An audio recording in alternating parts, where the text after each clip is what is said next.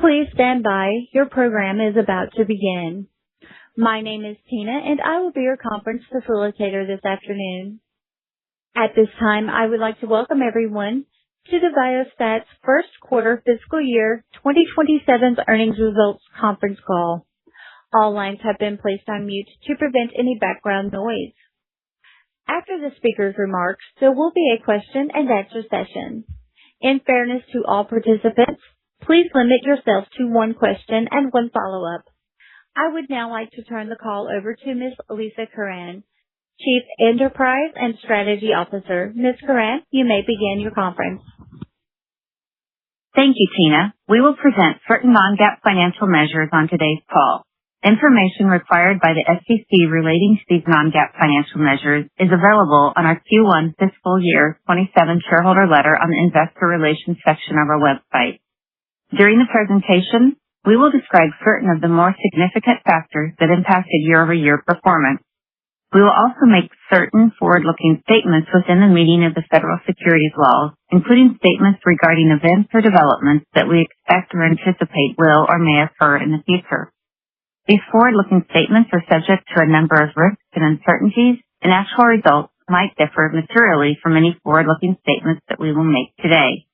Information regarding these factors that may cause actual results to differ materially from these forward-looking statements is available in our SEC filings and annual report on Form 10-K. These forward-looking statements speak only as of the date they are made, and we do not assume any obligation to update any forward-looking statements. With that, I'll turn it over to Mark Dankberg, Chairman and CEO. Good afternoon, and thanks for joining us today. I'm Mark Dankberg, CEO and Chairman of Viasat. With me, along with Lisa, we have Gary Chase, our Chief Financial Officer. As always, we encourage reading the shareholder letter and referencing the slides we posted on our website earlier this afternoon for more details. I'll start with two areas up front. Then Gary will review our first quarter results and outlook for fiscal year 27. Then we'll take questions. I'll cover our top-level first quarter financial results, our near-term objectives, and operational strategic initiatives, including Viasat 3. The first quarter of fiscal year 2027 showed disciplined execution, continued operational progress, and milestones building our confidence in the long-term outlook. Gary will discuss the financial results in more detail, but some of the highlights include record new awards and backlog in the Defense and Advanced Technology, or DAT segment. Most notably, we won the next phase of the Protected Tactical SATCOM Global, or PTSG, program. It's important for two key reasons. First, it indicates the importance of a multi-orbit national security strategy, including a new approach to proliferated geosynchronous satellite. Second, it also indicates the competitive advantages of integration across space and technology and dual-use satellite services, such as Viasat has. Second, we also continued to drive good cash performance with positive free cash flow of $72 million, up 19%, driven by operating cash flow of $291 million. Third, our government SATCOM services grew 10% year-over-year this quarter. More of our solutions combine multi-orbit orchestration, close integration with specific mission systems, data analytics, and dual-use infrastructure to augment and enhance those SATCOM systems. The mission systems aspect leverages our extensive experience with our diversified customer base and helps drive both technology and recurring service revenue. Leveraging dual use both significantly benefits our customers and is expected to benefit our focus on improving return on invested capital. Finally, successful deployments for Viasat 3's Flights 2 and 3 are important for ongoing communication services businesses, but also for the unique technology and functional capabilities that those satellites bring. We believe validation of the underlying technologies will contribute to near-term growth in DAT, including in new multi-orbit space systems that leverage those technologies. On the near-term operational and strategic initiative front, we entered fiscal year 27 focused on three priorities: selecting and competing effectively in attractive growth markets, leveraging new technology to reduce our effective airtime costs by using greater geographic coverage flexibility to drive more resilient, efficient, and effective satellite usage, and continuing to integrate AI and machine learning in multi-orbit network optimization. We're seeing both near-term and longer-term benefit from those three initiatives. One overarching theme is the growing convergence of communications, cybersecurity, networking, data analytics, and proliferated, resilient, dual-use space infrastructure. From a national security perspective, there's an emphasis on integrated mission outcomes over just standalone products. We believe Viasat is uniquely positioned to compete in a number of important application areas. Another very important key theme is a renewed focus on the mobile satellite services frequency bands. There's a lot of attention on direct-to-device because of the integration of 3GPP satellite non-terrestrial network capability into terrestrial mobile devices and networks. As a leading player in the existing mobile satellite services markets, such as mobile voice, aeronautical and maritime safety, and rapidly growing converged space and terrestrial Internet of Things applications, we also see opportunities to capture growth in those enterprise areas beyond just the consumer markets. We anticipate introduction of AI-driven autonomy into land, sea, and air platforms will also be a growth catalyst. We continue to believe that our leading role serving the critical safety services, combined with our ability to reliably and quickly evolve our user base to next-generation space resources, our globally coordinated spectrum and market access licenses, and our approaches to highly efficient spectrum utilization, and the application of proven shared infrastructure technology and business models will all help us compete effectively in a broad range of mobile satellite services applications, including D2D. Our teams delivered solid operational performance during the first quarter, maintaining financial discipline while achieving our adjusted EBITDA objectives despite ongoing headwinds in portions of our portfolio. We maintained a strong focus on cost discipline, operational productivity, and cash flow generation while continuing to invest selectively in strategic growth initiatives. We do understand that some segments of the market are clearly going to be significantly more competitive than in the past. We believe we can continue to be a healthy competitor, leveraging new Viasat 3 technologies along with multi-band, multi-orbit integration.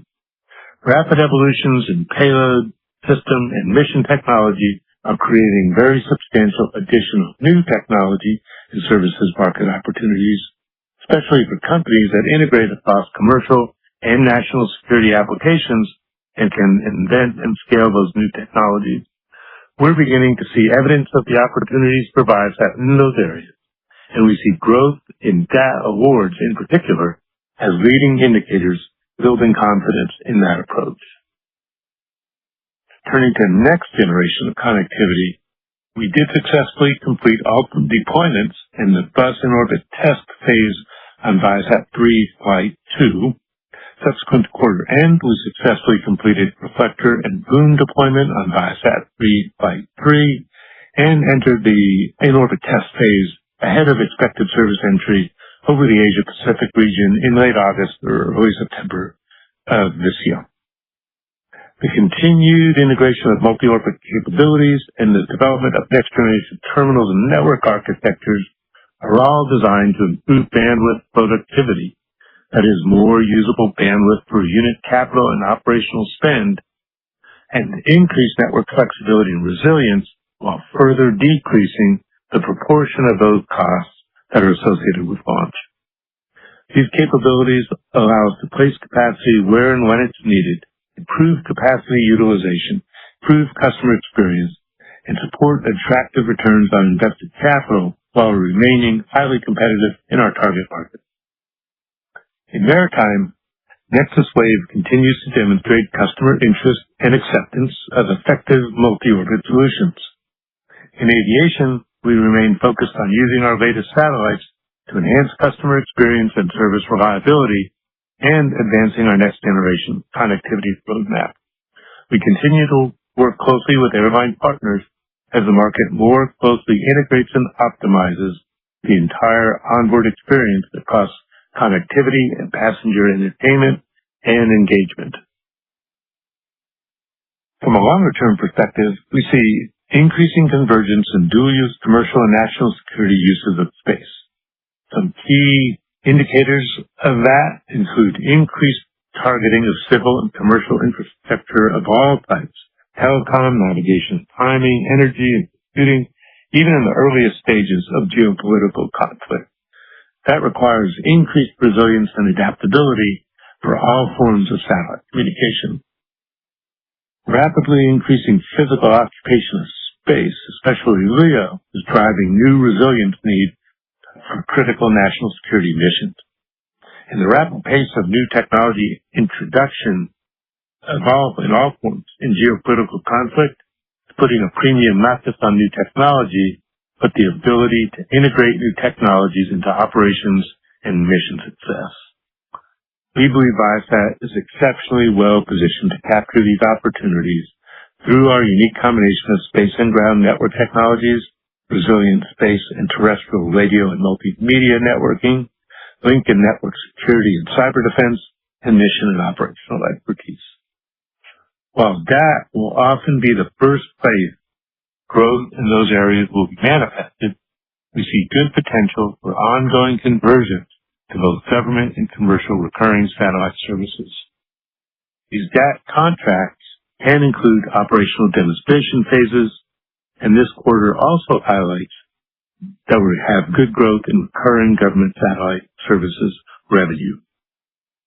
In summary, we're seeing evolution in our portfolio of government and commercial technologies and recurring services businesses.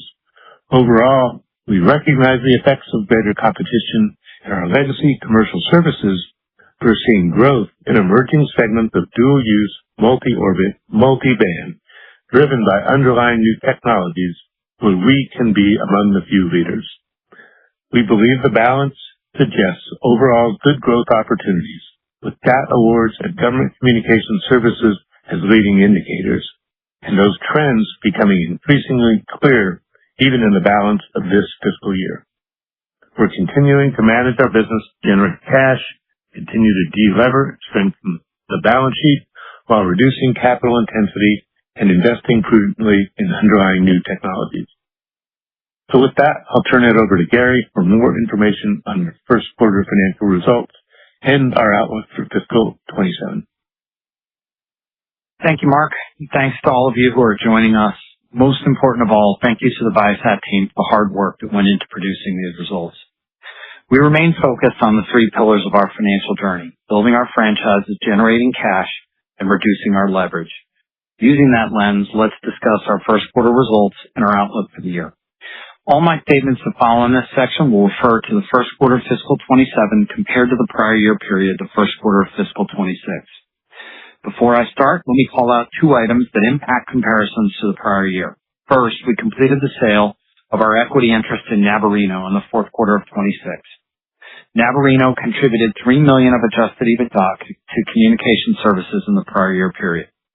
Second, IP licensing revenue related to the settlement a few years ago continued to decline as the associated licensee product lines have continued to evolve. The year-over-year revenue and adjusted EBITDA impact of this decline was $19 million on the quarter and is reflected in Advanced Technologies and Other within our Defense and Advanced Technologies segment. On a combined basis, these items impacted year-over-year EBITDA comparisons by $22 million. Company-wide awards for the quarter were about $1.3 billion, up 10%, led by Defense and Advanced Technologies, with Space and Mission Systems, Tactical Networking, and Aviation the drivers of growth. Backlog was $4.2 billion, up almost 19%, with growth in communication services of 13% and in DAT of 32%. Revenue was $1.2 billion, down approximately 1%, reflecting a 4% decline in DAT and flat communication services. Revenue would have been flat, excluding the impacts previously noted. Net loss was $52 million, an improvement of $5 million, principally due to lower interest expense as we continue to pay down debt. And adjusted EBITDA was $381 million, down 7%. But for the noted impacts of Navarino and lower IP licensing and AT&O, EBITDA would be just about flat. Excluding cash taxes from the gain on the sale of our interest in Navarino of about $30 million, which were paid in the first quarter of 27, we generated positive free cash flow of $72 million, up 19%, and driven by operating cash flow of $291 million, which was up 13%, and capital expenditures of $219 million, which were up 11%. The first quarter is typically our toughest cash quarter given annual bonus payments, so I'm especially pleased to see strong cash generation. Our net debt relative to trailing EBITDA was approximately 3.2 times, a meaningful 0.4 times improvement versus the prior year period. Now let's turn to some segment highlights. In Communication Services, awards of $774 million increased 3%, driven by aviation and maritime. Revenue was $825 million, approximately flat. Growth in aviation and government SATCOM was offset by declines in residential fixed broadband and maritime. Aviation revenue grew 11%, ending with approximately 4,530 commercial aircraft in service, a 10% increase year over year, combined with higher average revenue per aircraft. While we had a healthy quarter for installations, we had a number of aircraft deactivate service per previously announced transitions to a competing provider. Within aviation, we expect revenue growth for the remainder of the year driven by ARPA expansion as more of our customer base migrates to full fast-free offerings, while units remain relatively stable to the units we ended the first quarter with. We have units flowing in and out of our aircraft backlog each quarter. This quarter's net new aircraft awards were positive, and our backlog declined due to installations during the quarter. Our IFC backlog at quarter end was about 850 commercial aircraft. Government SATCOM revenue growth accelerated to 10%, reflecting good growth with increased usage from U.S. and international governments. We continue to work through challenges in maritime. Revenue declined 7% as vessels in service were down. We ended the quarter with more than 1,700 next-wave vessels in service and continue to work on improving our installation rate while our current order book exceeds 1,400 vessels. Fixed services and other revenue was down 27% as U.S. fixed broadband subscribers continued to decline. We ended the quarter with 115,000 subscribers and a $111 average revenue per user. Communication Services adjusted EBITDA was $311 million, down 3%, primarily driven by the decline in fixed services and other and maritime, which included the sale of our interest in Navarino for a $3 million headwind in the quarter. Turning to Defense and Advanced Technologies performance during the quarter, our DAT segment awards $524 million increased 22%, driven by growth in space and mission systems and tactical networking. DAT awards are a leading indicator of future revenues. We continue to see a very strong growth environment for DAT, driven by both government and commercial opportunities for new technologies that will enhance our service businesses. DAT revenue was $331 million, down 4%, reflecting a decline in advanced technology and other and space and mission systems, partially offset by strong growth in tactical networking. Revenue would have been up about 2%, excluding the impact from lower IP licensing revenue previously noted. InfoSec and cyber defense product revenues declined 8%, reflecting lower shipments of our high assurance encryption products. Timing of product delivery varies quarter to quarter based on multiple factors, including customer schedule. Despite the Q1 reduction, we expect strong growth in InfoSec and cyber for fiscal 27. Space and mission systems revenue declined 24%, reflecting a supplier delay in one program and a transition from development to production on another program. However, similar to InfoSec and cyber, we expect strong growth in space and mission systems for the fiscal year, despite the Q1 decline. Tactical networking revenues were up 36% year over year, driven by strength in both our tactical communications products and TrellisWare. TrellisWare revenue growth was driven primarily by product sales to international customers as opposed to waveform royalties. TrellisWare tactical radio revenues are driven by a comprehensive portfolio of products, modules, and licenses that each embody unique technology. Advanced technologies and other revenue was down $17 million, reflecting the declining benefit from IP licensing revenue. Adjusted EBITDA was $70 million, down 20% or $17 million compared to the prior year quarter, primarily reflecting the decline in IP licensing revenue within AT&O. Excluding that IP licensing revenue, adjusted EBITDA was up slightly. Now let's turn to our outlook. Our financial outlook for fiscal 27 is unchanged. We expect revenue to grow mid-single digits with communication services growth of low single digits and DAC growth in the mid-teens. We continue to expect our adjusted EBITDA for the fiscal year to be flat to up slightly year over year. Consolidated fiscal 27 CapEx is expected to be between $950 million and $1 billion. Our consolidated CapEx is expected to break down as follows. Maintenance of about $400 million, capitalized interest of greater than $150 million, Viasat 3 spend of about $50 million, most of which was incurred in Q1, success-based of up to $150 million, and about $225 to $250 million for growth CapEx, with an emphasis on future satellites other than Viasat 3, as well as investments in DAT segment and government SATCOM. Inmarsat CapEx is expected to be $250 to $300 million and is contained within the consolidated numbers I just guided to. We continue to expect free cash flow of about $180 million for fiscal year 27. Let's turn to our segments, beginning with communication services. Within aviation, we expect revenue growth compared to fiscal 26 as ARPA expands on unit counts similar to the Q1 ending number. However, we expect the overall rate of aviation revenue growth to moderate relative to recent years.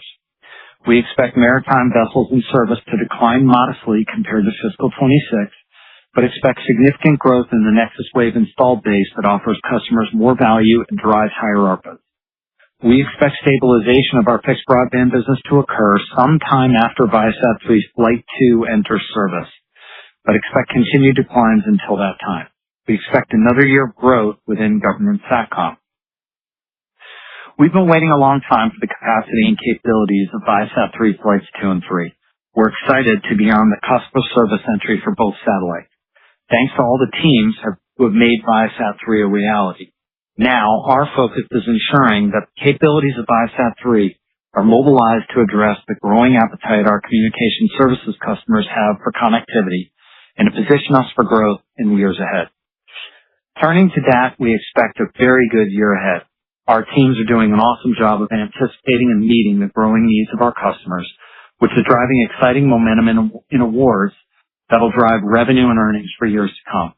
We expect another year of strong revenue growth from encryption and accelerated growth from space and mission systems and tactical networking. The team has continued to deliver big wins in the most important high-growth markets. I'll also note that during the quarter, we did move an additional $100 million in cash from Inmarsat to Viasat. We've now moved a total of $450 million so far, including the $100 million just referenced. And we'll continue to evaluate opportunities to reshape our capital structure. In conclusion, we had a good quarter as we continue to make progress on our financial journey. We're excited for a lot of hard work ahead of us, and we remain focused on improving returns on capital through franchise and earnings growth, generating positive free cash flow, repaying debt, and reducing net leverage. We thank you for your continued support. Team Viasat is working to deliver our commitments for the year and beyond. With that, let me hand the call back to Mark. Thanks, Gary. So the combination of growth in the space market and our business and technical progress is creating more opportunity for us than ever. The Viasat 3 deployments, along with a number of other important space and ground technology accomplishments and competitive wins, is building momentum in new markets and applications. Demand for resilient communications, secure networks, mission-critical connectivity, and space-enabled capabilities is clearly growing in both commercial and defense markets globally. Viasat has never been defined by a single technology cycle, satellite launch, or market trend.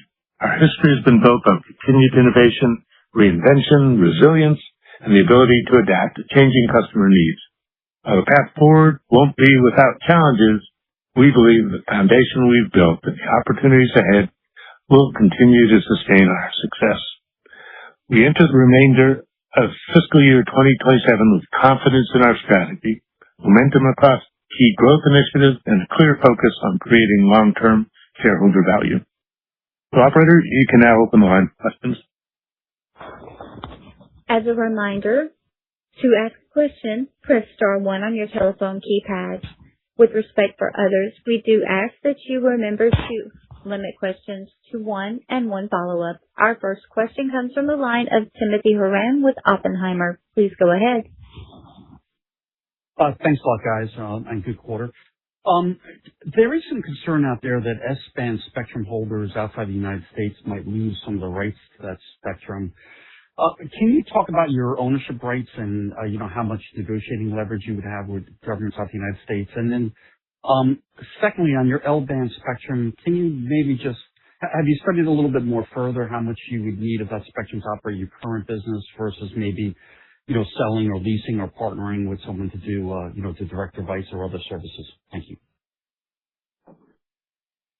Okay. Well, first thing I think I'd say, just in terms of S-band, S-band tends to be less globally coordinated with ITU rights and more around national market access when used for mobile satellite services. And it's the same for our spectrum as with others.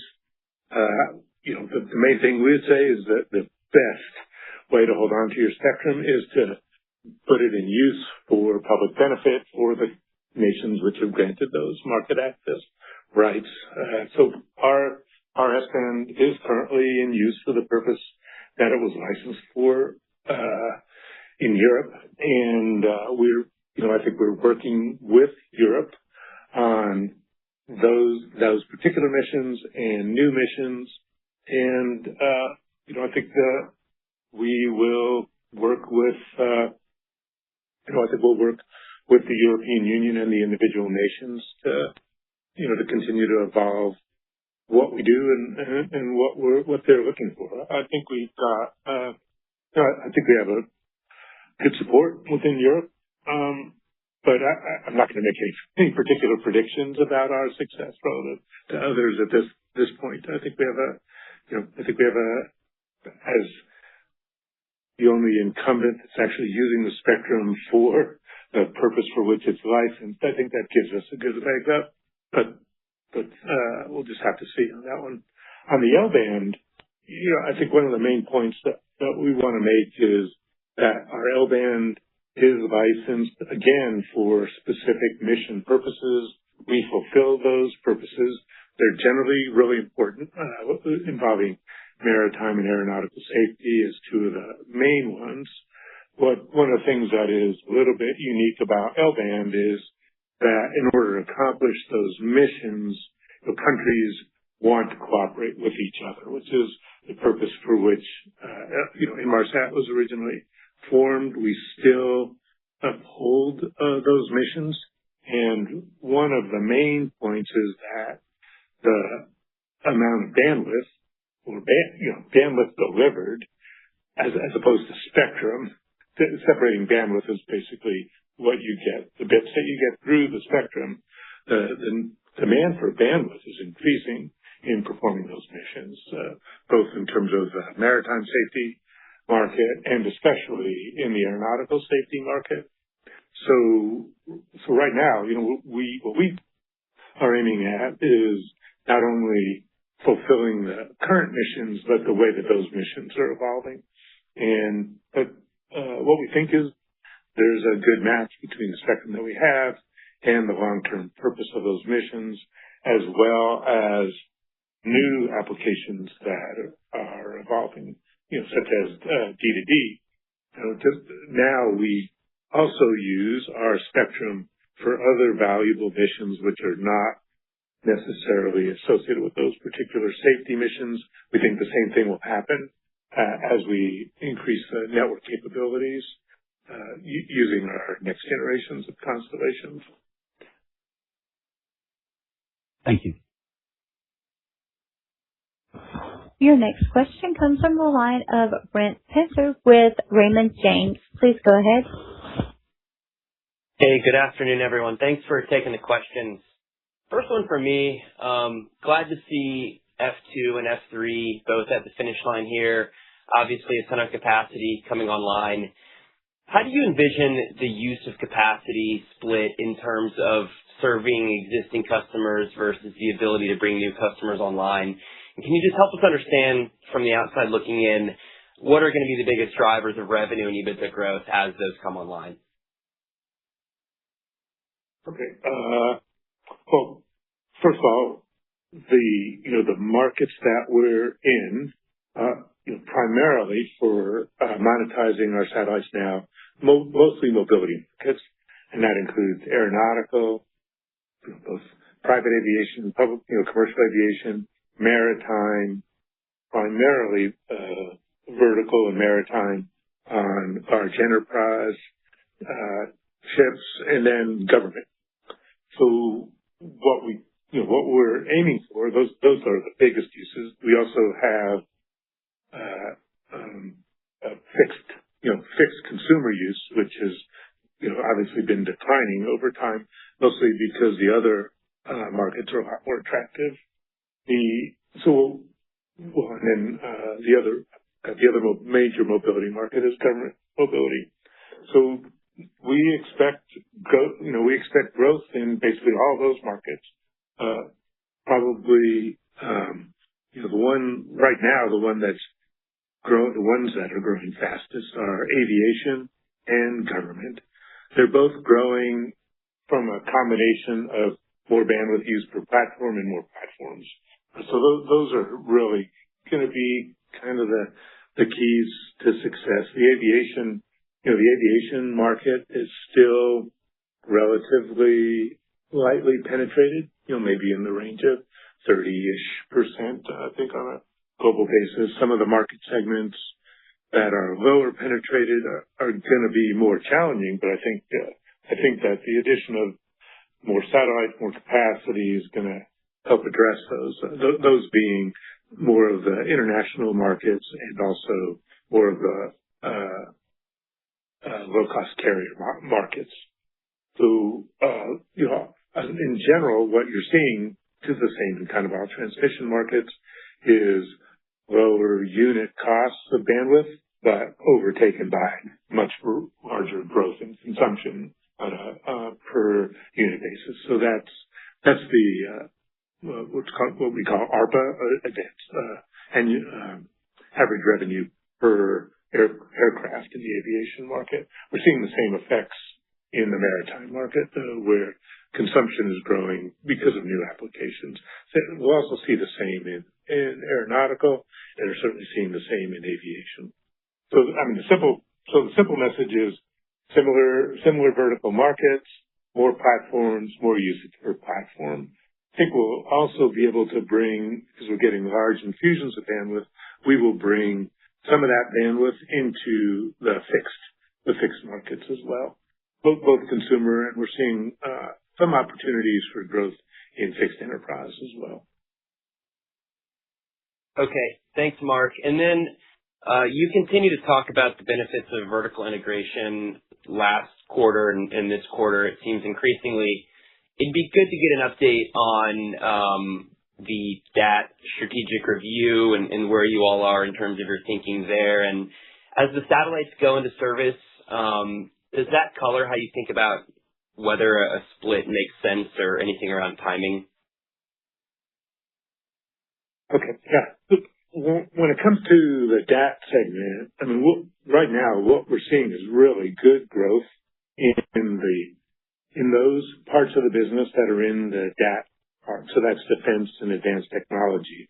That's going to be the fastest growing part of our business. That'll be reflected in new awards. I think this was a strong quarter for new awards. Our pipeline is really attractive, and I think that we'll provide updates as we execute contracts.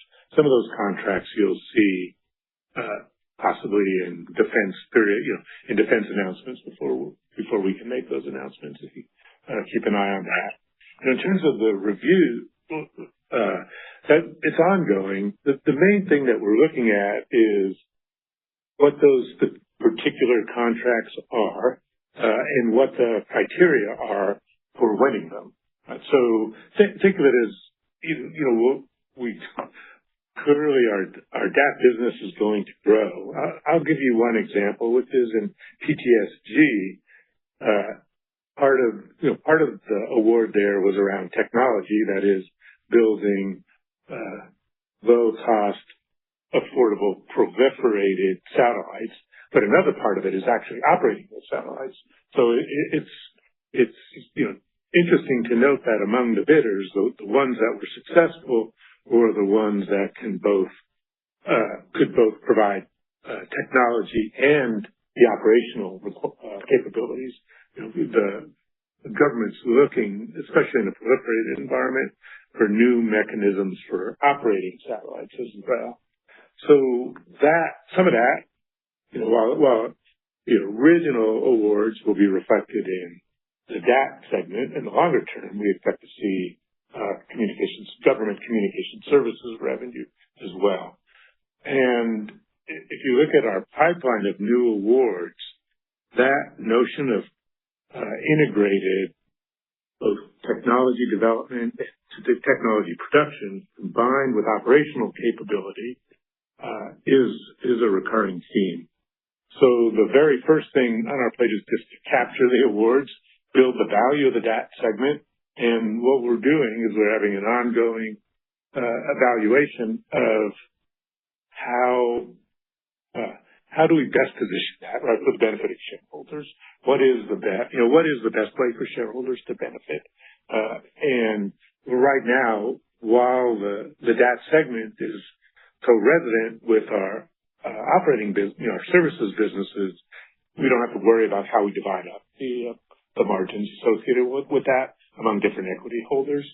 So what we're looking at is what is the best way to do that. It's possible that we continue to keep them together under one roof. We do that for some period of time. But the issue is that doing a separation is a little bit of a one-way door. We want to make sure that at the time we do that, if we do that, we do it in a way that both benefits shareholders. Makes sense. Thanks, Mark. Your next question comes from the line of Jane Ratzer with New Street Research. Please go ahead. Yeah, great. Yes, thank you, Mark, for taking the question. So I had a couple, please. Just really appreciate an update on plans for Equitas, if possible, please. And then secondly, just interested to explore if we can quantify how much new capacity is coming on with these new satellites. I mean, obviously, that's pretty exciting. There's a material growth coming on. But can you help us to kind of just think about that from a kind of quantitative perspective? What percentage increase in capacity, how many kind of gigabits or terabits per second come on with these new satellites over the next few years? Thanks so much. Okay. So in terms of Equitas, our intent with the next major announcement would be the funding of the initial satellite constellation. That's really the catalyst for the next round of disclosures, and that really will be the answer to the second part of your question, which is how much new capacity will come online.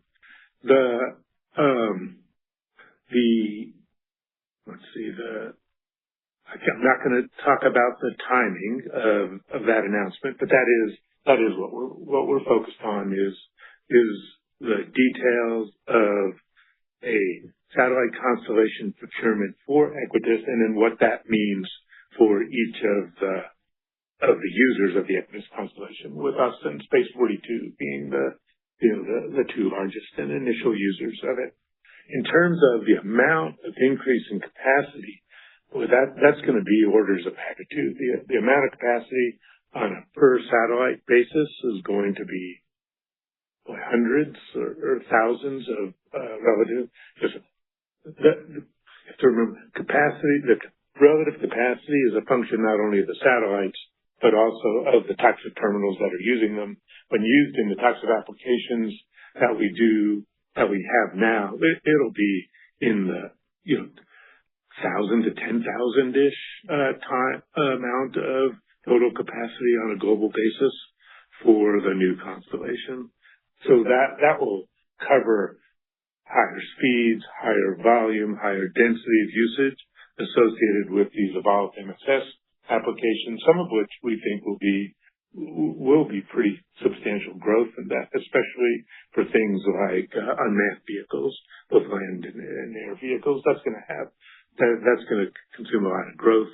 And then also, but we expect that we'll be able to apply a lot of that capacity towards other markets too, especially the D2D market and government markets.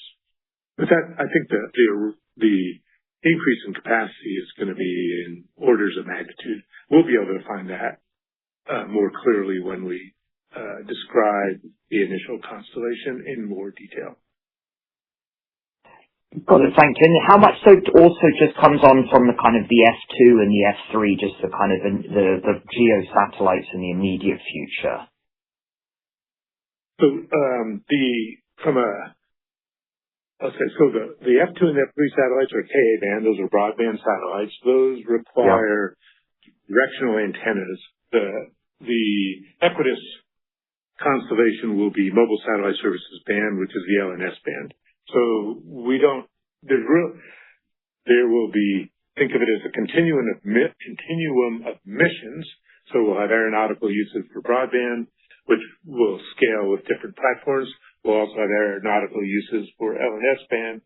But what I was referring to before, and with Equitas, that'll be the LNS band frequencies, and F2 and F3 are Ka-band. Got it. Great. Thank you. Your next question comes from the line of Sebastiano Petti with JP Morgan. Please go ahead. Hi, thanks for taking the question. I guess just following up on Brent's question about the strategic review. I mean, Mark, what is the landscape shifted that would dictate that we're closing in on 2 years of the strategic review? And it seems as though, is it a moving target? I understand the complexities associated with the strategic review, but can you perhaps opine on whether or not there are additional complexities that have evolved over time, including the potential to monetize a portion of the spectrum via sale or via lease, that has perhaps created this elongated strategic review timeline? Because I think, given commentary about the synergies and the merits of keeping the businesses together, it seems as though the feedback seems as though that it seems decreasing in likelihood that we will get a separation, and that just seems to be the public the messaging. And so I just want to see if we are closing one door in terms of the strategic review in terms of a separation, and is spectrum more front and center, and within that strategic review, just trying to understand the different moving pieces and how we should kind of think about that, and whether or not Equitas also kind of plays into that as well. Because I think last quarter we talked about maybe going down a dual path. Is that still something that you would consider at this point? Thank you. Okay. The purpose of the strategic review has been and remains to be delivering value to shareholders, right? That's the purpose of it. The issue is that we're in a very dynamic business environment, geopolitical environment. That's what the question is: do we come up with a strategy that is pertinent or relevant to what the competitive situation is and the value of our resources and assets?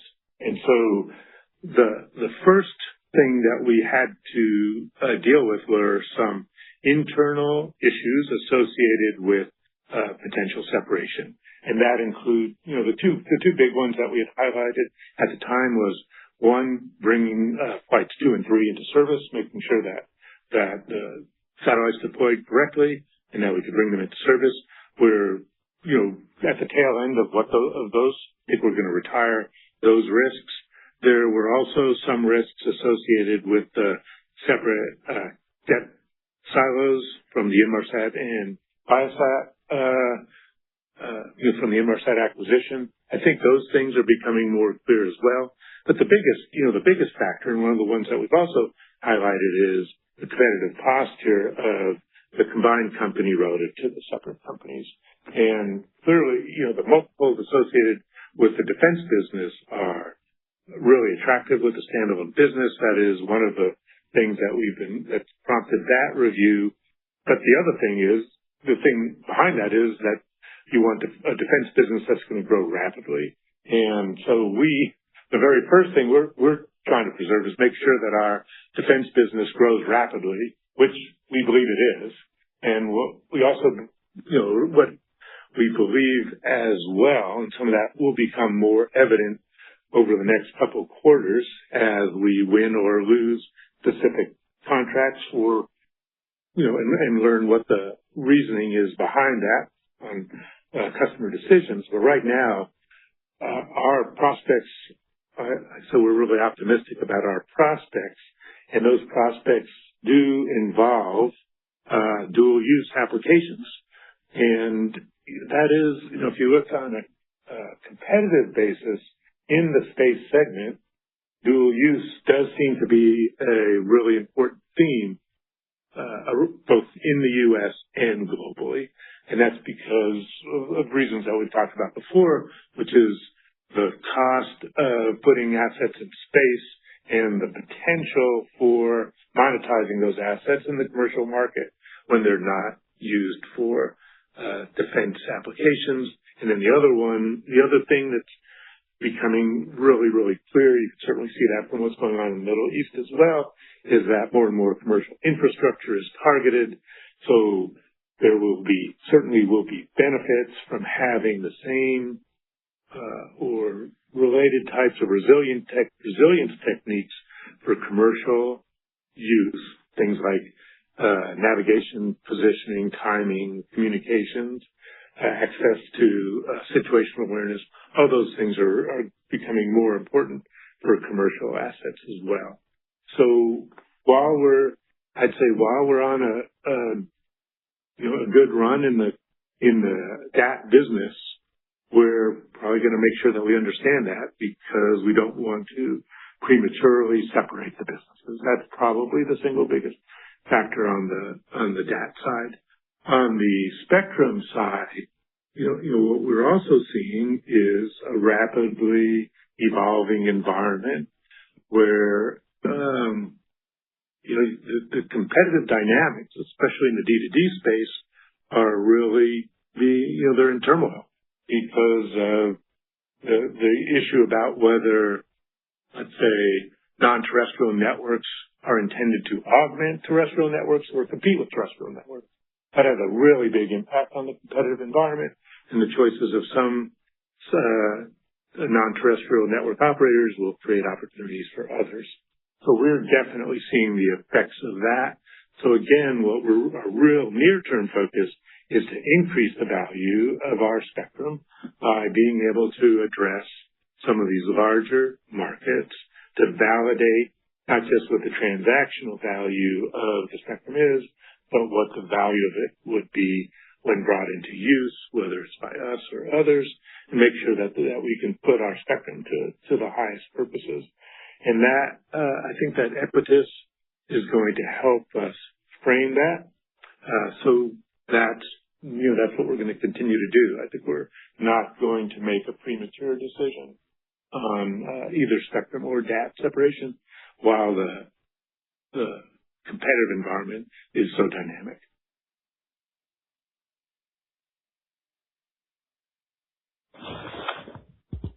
Your next question comes from the line of Justin Lang with Morgan Stanley. Please go ahead. Hi, thanks for taking the question. Mark, you called out AI-driven autonomy across domains as presenting a growth catalyst for you. Hoping you maybe could sort of expand on that a little bit. Is that sort of a nod to drones, or is that getting at something else?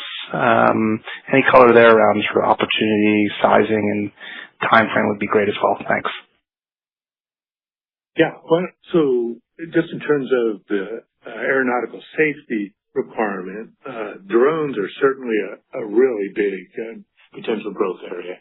And for drones, one of the things to look at is there was a notice of proposed rulemaking from the Department of Transportation about how the U.S. would handle autonomous air vehicles, and it requires some backup, assuming that the primary, the simplest thing to think of is think about what's happened with autonomous ground vehicles. They get confused sometimes.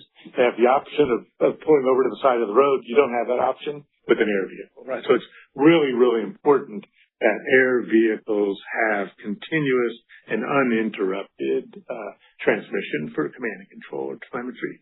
So that is one of the things that's addressed in that. That will be a special purpose application. It's very directly related to some of our existing missions in air traffic safety.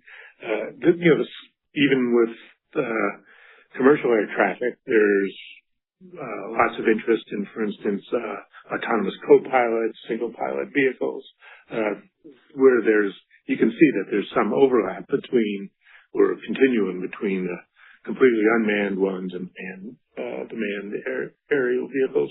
So that's a really good target area for us.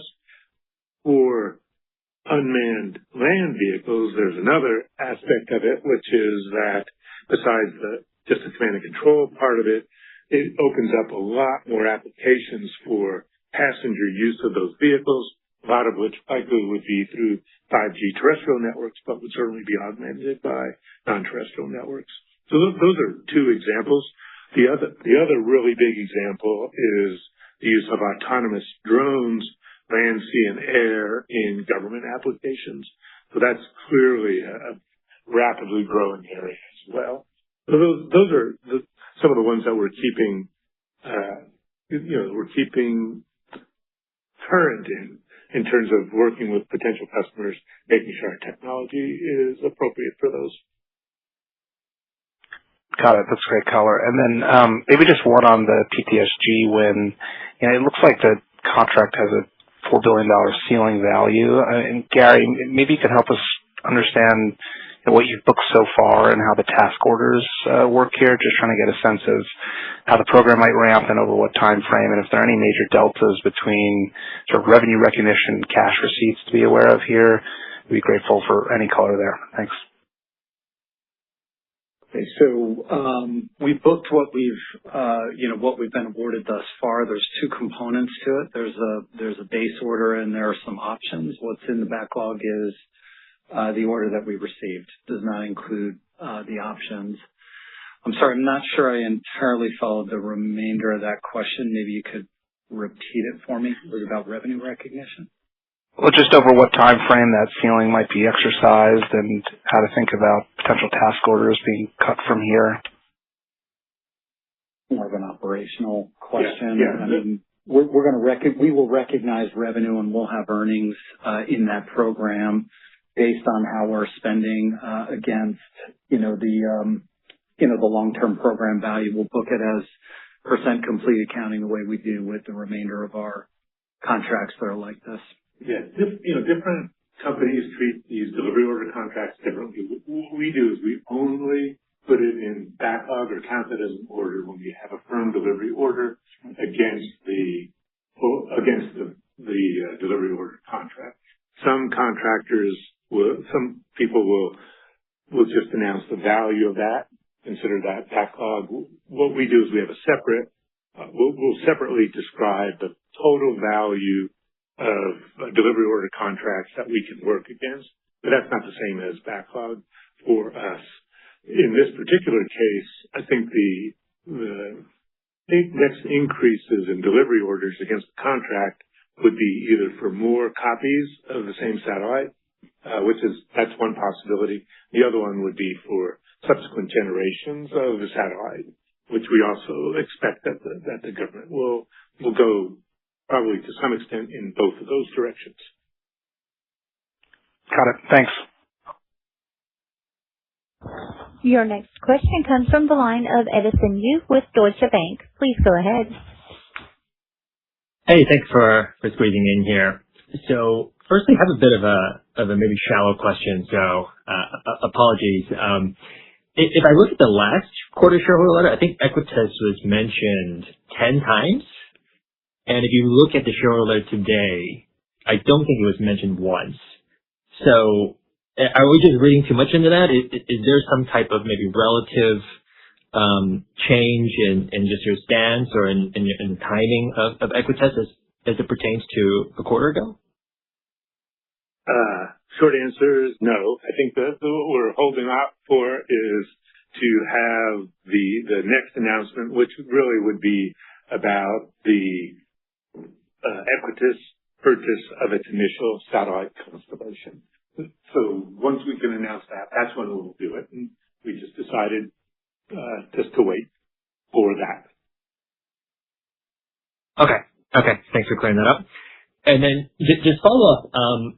I know Spectrum's been asked about several times, but maybe if we kind of refer to I don't know if you've looked at the Amazon Globalstar proxy, but it seems there are at least 4 bidders out there for MSS Spectrum. And I'm curious in your discussions and kind of what's been going on behind the scenes, does that sound like what the market looks like to you?